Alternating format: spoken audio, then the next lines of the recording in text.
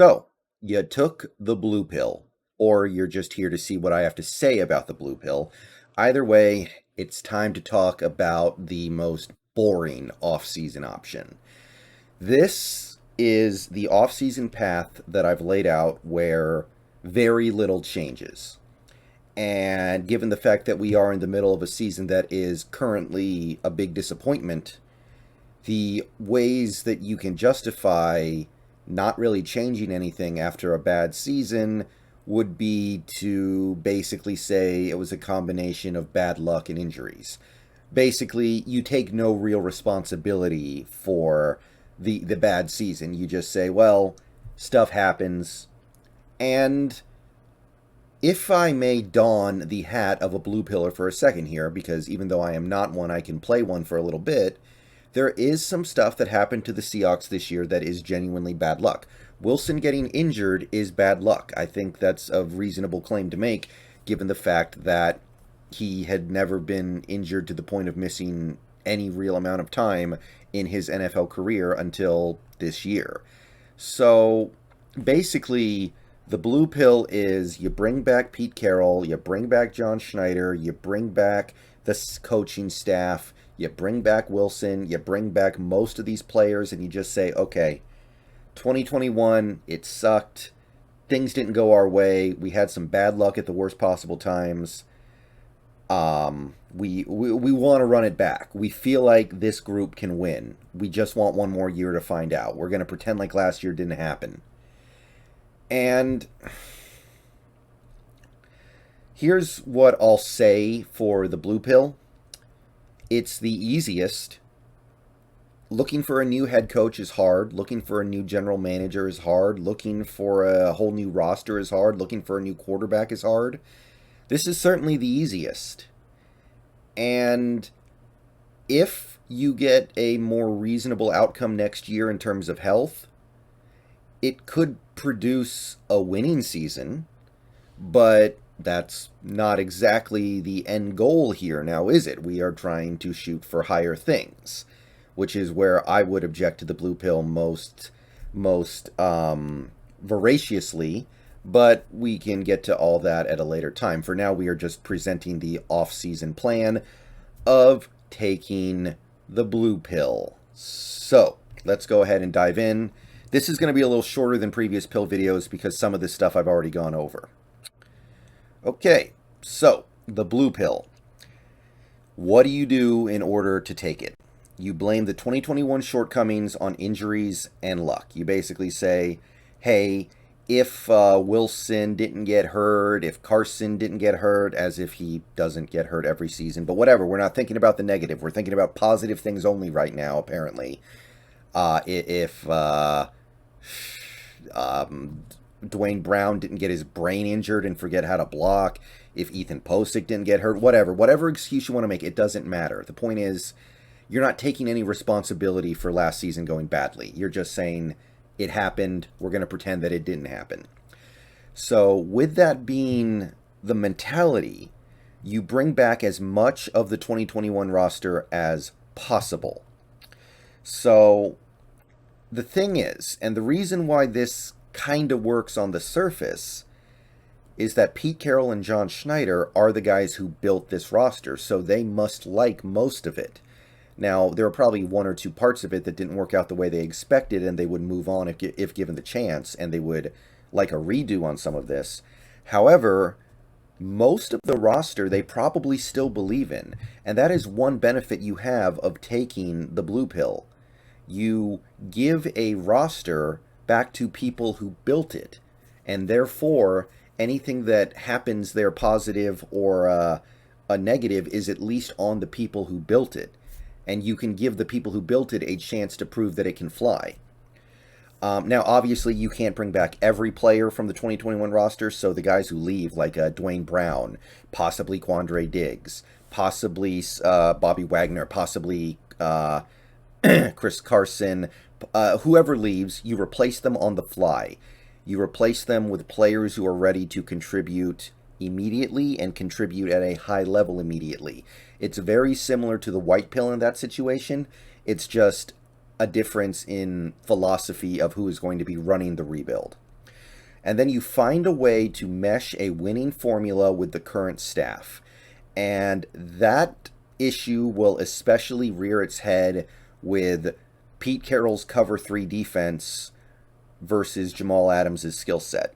That's one of many issues you will run into when trying to combine this roster with the preferences of the staff. But things like that are going to be difficult. And at the end of the rainbow, you have a good 2022 season with a playoff run baked in. And from that point, the key parts of the team should be bought in on moving forward as is. Like, if we can have a good season next year, then Wilson will be more likely to want to stay. He'll be more likely to believe in Carroll, etc. Now, one thing I should say about the blue pill, one angle to look at this from, if you're somebody who hasn't given up on this season yet, then the blue pill is going to become more likely the more successful we are in the second half of this season. The more we win in these last 9 games plus, potentially, the more likely we take the blue pill. And that's okay, obviously, if we win the Super Bowl. If we win the Super Bowl, give me all your blue pills. If we go to the NFC title game and lose, then I'll take the blue pill. I can live with that. But it becomes not okay if you take the blue pill because you go 8-9, miss the playoffs by 1 game, and puff out your chest because you beat the Texans and the Lions and the football team down the stretch. So watch for the blue pill to be the modus operandi of this team if we manage to scrape together some success in the second half. Now, assuming that the end result is closer to the latter, where you either barely make the playoffs and get killed, or you don't make the playoffs by like a game, then there are going to be some difficulties. There won't be any difficulties if you win the Super Bowl, because you'll win the Super Bowl, but assuming that you don't get that far, you have some difficulties of convincing Russell Wilson that it makes sense to try the same thing and expect a different result. You're going to have to sell him on the idea of this working with the same regime and a lot of the same players that didn't get it done this year. No guarantee you can do that. You're going to need to get John and Pete to spend heavily in free agency, which they have never really been good at, on blue chippers who fit needs. So forget being frugal, bust out that checkbook, and don't you dare pinch pennies. Like, they need to change. If they want to stay, then they have to change. The stuff that's been going on the last 7-8 years, it's got to go. You got to spend big in free agency. I'm sorry, I know it sucks. I don't like it either, but you have to do it. You have to hit on draft with limited capital, finding players who can contribute immediately. Several of your picks this year are unfortunately going to be kind of earmarked for positions of need because you're dedicated to competing in 2022. You can't just take BPA always. Hopefully you can, but you can't always take BPA if your plan is to contend in 2022. Finding a middle ground between Pete Carroll's defense and Jamal Adams' skill set.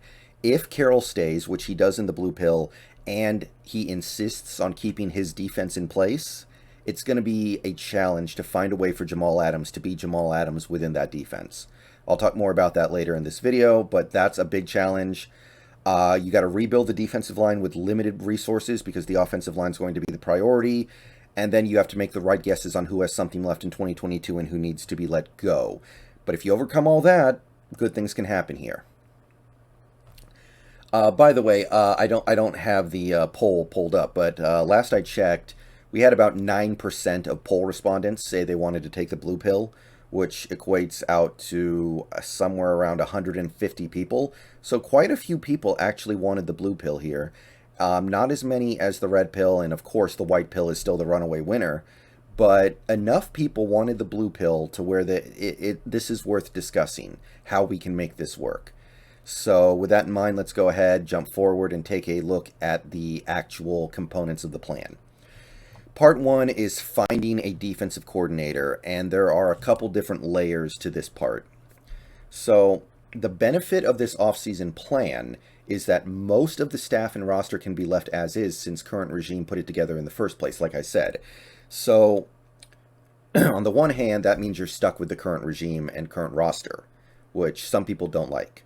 On the other hand, at least you don't have to gut the team. At least you have most stuff in place. Now, it might be in place and it might be bad, but at least you don't have to stress out about finding the next head coach because you've already got it. There is some value there. It's not something that I care about as a fan, but it sure would be easier and more convenient for Jody Allen to just hand the car keys to Pete Carroll than to say, hey, we need to go find a new head coach right now. It is possible, although it's not guaranteed, I want to stress this, that the defensive coordinator is the one position on the staff of significance that could be swapped out. Um, in the blue pill, most of the coaches stay. Most of the front office stays. But Ken Norton might not stay because his results have not been particularly good yet. And I think that unless the defense plays really well in the last 9 games of the year, Carroll might decide that I can't defend this dude anymore. I got to find something else. But it could go either way if Carroll stays.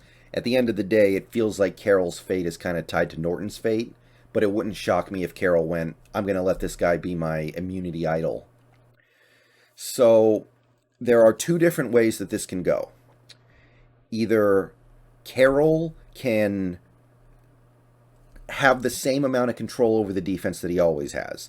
Basically say, we're going to get my players, we're going to coach it my way, it's going to be my scheme, we're going to run cover 3, we're going to run a 4-3. It's going to be the Pete Carroll defense that you guys know and, well, at this point, we can't say love, but it's the defense that we know for the last 11 years.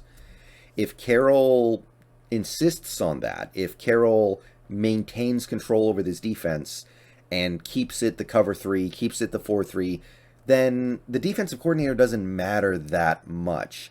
Now, there are some guys you could bring in, but I don't see it being a big change there. Now, if that does happen, the names that I like in terms of in-house promotions would be Andre Curtis. He's the current defensive passing game coordinator. Aaron Curry is the defensive assistant / linebacker coach. Or my favorite would be John Glenn. He's been the linebacker coach for 9 years. You could just promote these guys from in-house and say, you're the defensive coordinator now, go have at it. And hopefully they can reach these players a little bit better than Ken Norton was. Excuse me. I think that there are probably some people you could pull from outside as well. Like maybe you could rehire somebody like Gus Bradley. You could rehire Chris Richard. But it doesn't really matter that much because it's still going to be Pete's defense. Now, here's the question that I have. Would Pete Carroll be willing to stay on as head coach and then delegate the defense to a coordinator who can do his own thing? That makes things interesting, and that makes this important. If Carroll just decided, you know what, I still want to be head coach, I want to be motivating these players, I want to oversee stuff, I want to be imparting my wisdom and knowledge in a general sense, but in terms of scheme, in terms of exact skill sets, in terms of what we do day to day, the play calling, I want to give somebody else complete control and they can do whatever they want. If Carroll does that, now you're talking about something interesting here. Because if you do that, then you can go get Brian Flores, you could go get Patrick Graham, you could get Wade Phillips or Dom Capers. And if they're empowered to run their defense, that actually becomes really interesting. That actually becomes kind of compelling. That could be a significant change in the way this team operates, and it's an opportunity for this team to get a lot better there. If Carroll stays in control of the defense, I don't believe this defense is ever going to get to an elite level again because the cover 3 stuff is just so solved right now. And Carroll has been able to band-aid it once or twice, but I think he's starting to run out of band-aids. But if you bring in somebody who runs a 3-4, then the Jamal Adams problem is solved, then some of the personnel problems are solved. So to me, it just kind of depends. Is Carroll willing to give up that kind of control? And by the way, when would Carroll butt in and say, hey, I don't like the way the defense is playing, we're going to do it my way now? And if that happens, then you have a big problem because the way Carroll coaches defense and the way somebody like a Brian Flores would coach defense would be so different. And I see Carroll potentially being willing to relinquish control of the defense as one of the saving graces of the potential blue pill path. Okay, so now we move on to part 2, and this is going to look very familiar for most of you guys if you watched the white pill video, because it's the same thing. Okay, if you're going to bring back Russell Wilson, you have to reload the offensive line, and you have to do it basically the same way. I still think that if you bring back Wilson next year, then his left tackle needs to be Teron Armstead from New Orleans, whatever it costs. Whatever you need to pay, you pay it. You bust out that checkbook and you don't stop writing zeros until he signs. Period. I don't want to hear it anymore. I don't want to hear any excuses about us getting outbid by somebody else. Like that was acceptable years ago when we were a really good drafting team and we were really good at finding UDFAs. I don't give a crap about that anymore because we suck at those things now. We're not, or at least we're not nearly as good as we used to be. You need to bust out the checkbook, period. And this is going to be the part that is really, really hard for John and Pete because they clearly don't like to do it. What big-time free agents has Pete Carroll brought to Seattle from somewhere else since he got here? Don't say Marshawn Lynch. Don't say Jadeveon Clowney. Don't say Jamal Adams. Don't say... don't even say Quandre Diggs, not that he was a big free agent at the time. These were trades. So I'm talking about free agents. What big free agents have we brought in since Carroll got here? I am pretty sure I can count them on one hand. Sidney Rice, Zach Miller, Cliff Averill, Michael Bennett.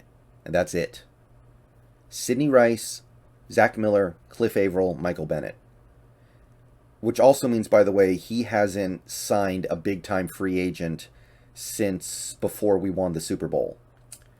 I understand. Free agency is where teams who fail go. You don't want to sign big free agents because it's recognition on your part that you failed in your job to draft talent. But guess what? We're failing at drafting talent. You got to go out and spend the money. So if you bring back Pete and John and Russ this offseason, there can be no excuse. I don't care if somebody offers Teron Armstead $150 million. You offer him $151 million. That's what it takes. So anyway, Armstead, Trenton Brown, and Ryan Jensen would still be some of my lead candidates for free agent offensive linemen. Cam Robinson, Morgan Moses, Austin Corbett are also on the list as well. You can mix or match, but I think you need to come out of free agency with at least 2 of these guys. And there are these same guys in the draft that I've been talking about for a while now. Sean Ryan from UCLA, Trevor Penning, Daniel Falele, my favorite, Alec Lindstrom. You guys remember these names, I think. Now, real quick here, before we move on, I do want to present at least something of a plan B. Because it's not good to only have one plan, admittedly, right? Like, Teron Armstead might decide, no, I hate it in Seattle. I don't want to live there for 4 months. Or maybe he visits a fortune teller before he enters free agency and she tells him that you're going to die if you sign with Seattle or something. I don't know. But if he doesn't come, you do want a backup plan. The problem I have with these kinds of plans that involve keeping Wilson is it was hard for me to construct that backup plan. But I do want to talk about 2 that I think would be at least acceptable. Taylor Decker from the Lions and George Fant from the New York Jets. Both these guys will be under contract next year, but their teams are very good chance they let these guys go. George Fant has been playing really good as near as I can tell for the Jets at left tackle, but they're probably going to move on from him after this season. Taylor Decker, good player, but the Lions drafted Sewell, so they're probably going to let Decker go. And if you can't get Armstead, then these are consolation prizes that I would view as acceptable after thinking about it, but you're pushing your luck at that point. So I stand by what I said about Armstead regardless, but just for the sake of variety, I wanted to bring these 2 names to bear. Okay, so now we have the defensive line, and some of the things that I said about the defensive line still apply. If Carroll relinquishes control of the defensive line, then I think what I said in the white pill video still stands. I think you keep Kerry Hyder. I think you keep Poona Ford, Brian Monet. You get rid of Collier. You get rid of Dunlap. You get rid of probably Kim Dichie. etc., etc. But if Carroll stays in charge of the defense, then I think you are more likely to bring back Al Woods and keep Carlos Dunlap.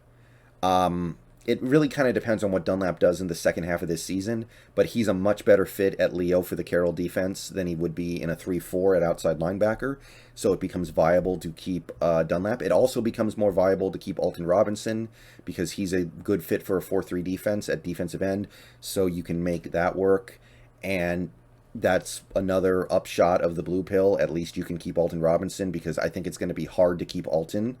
Now, is that worth Jamal Adams being a less effective player? Hell no. But we're being positive right now. Now, if Carroll stays and stays in control of the defense, you probably do need another defensive end or two because Green is gone and Collier's probably gone. So solving the defensive line would be relatively easy if you keep Carroll, I guess. But that could be partially because he's built this defensive line with crap parts. Time will tell. Okay, part 4, the Bobby dilemma, and this is something that is native to keeping Carroll. I'm going to go out on a limb right now and say that if Pete Carroll is not here next year, then Bobby Wagner getting cut is a no-brainer. If you bring in somebody like a Lincoln Riley or an Eric Bieniemy or a Kellen Moore, they're going to immediately get Bobby out of there because they have no emotional attachment to Bobby. They're going to look at a middle linebacker who's getting old, who doesn't force turnovers, and can save $16 million if cut. And they're going to go, yeah, get him out of here right now. But Carroll thinks linebackers are more important than most coaches, and there's a lot of sentimental value there because he drafted Bobby and has had Bobby his entire time in Seattle, almost. And he might be somebody who is willing to fight a little harder to keep Bobby around at a higher price than he should be, even if it's not the full $20 million. So the possibility of keeping Bobby at a high price, or maybe even the full price, exists if you keep Carroll, because Carroll probably thinks Bobby is much more valuable than he is. I personally don't think Bobby has very much value at all. I think that he is playing pretty well against the run, but it's not in service of good run defense right now even. And there are just holes in his game that cannot be overcome by his ability to stop the run. We are closing in on like 2 full calendar years since Bobby Wagner last forced a turnover. He fell on a fumble against the Jets, but he hasn't forced a turnover in about 2 years. He's on the field pretty much every play. Like this is getting ridiculous.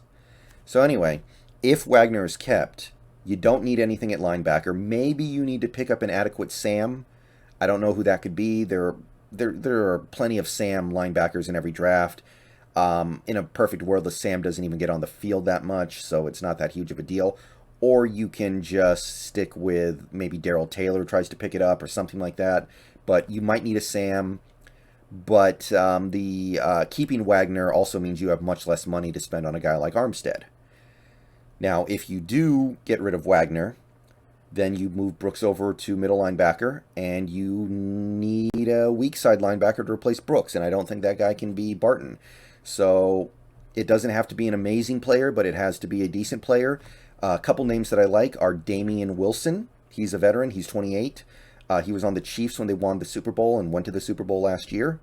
The rookies who I like, who you could get in the later rounds, are Sam Williams from Ole Miss and Joshua Ross from Michigan. I think both those guys will be available in like the 4th round, and I think they project to be pretty solid weak side linebackers in the NFL. Needs to be cheap. Whatever you do, it needs to be cheap, which is why I say we have to move on from Bobby here.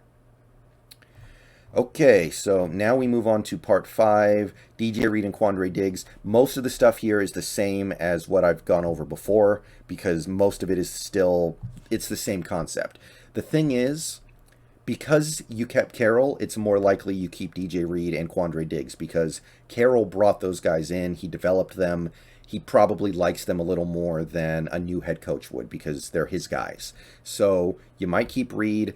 I don't know how much money he's going to cost, but he's playing pretty well right now, so he might command a decent paycheck. We know Diggs is probably going to be at least 3 years, $33 million, but you can make it work, but at a certain point, you're going to have to figure out at what cost, right? Because you're spending a lot of money on safety at that point, which I'm a little uncomfortable with.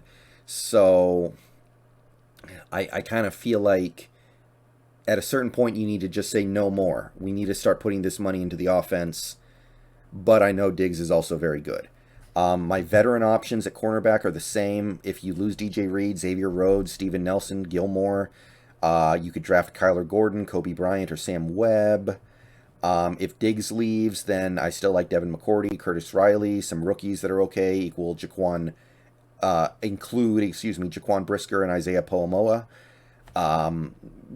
If you're deciding to keep Wilson, then I feel like the same rules apply.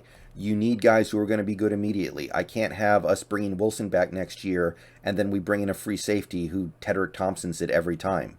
So whatever you do, it has to be something that can work immediately. And finally, you have the little things. We've discussed this in previous videos. You got to fill the holes at running back, tight end, kicker, because I think we're done with Myers. Both of our starting tight ends are free agents at the end of the year. And we probably need help at running back because Carson may be gone and Collins is a free agent. But these things are relatively easy to take care of, and I've already discussed a little bit some of the options there, so I'm not going to go into too big a detail there. The important thing really with the blue pill to make it work and actually produce wins and playoff appearances and shots at the Super Bowl will be Waldron taking a big step forward in year number 2. If he takes a big step forward and starts doing some of the things that made McVay so great and Shanahan so great and these other great offensive coordinators like Kellen Moore, it's going to be way more important than who we have at tight end next year, for example.